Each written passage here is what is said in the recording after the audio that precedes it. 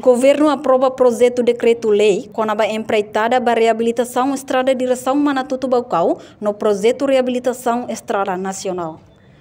Projeto decreto-lei com a adenda para contrato público, o número ICB, barra 021, barra MPWTC, Rio Rua Sanulu Recém Lima, com a empreitada para reabilitação Estrada Manatutu-Baucau, ba pacote A02-02, enquanto com o projeto Reabilitação Estrada Nacional, número IDANE, apresenta o ministro Obras Públicas, Abel Pires da Silva, li o reunião ordinária Conselho Ministro e a Palácio Governo dele quarta-feira semanane. Ministro Presidencial Conselho Ministro, Fidelis Manueliete Magalhães informa, estende para prazo estimado entrega obra, lorong atus rua, conta data efetividade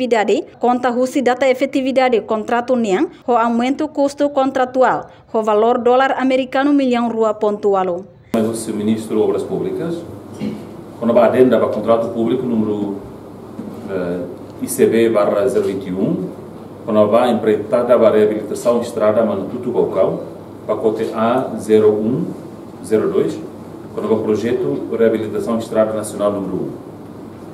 Quando neste prazo, é estimado entrega a obra valor atus rua, quando a data atividade de contrato união, não aumenta custo contratual o valor dólar americano milhão rua .8.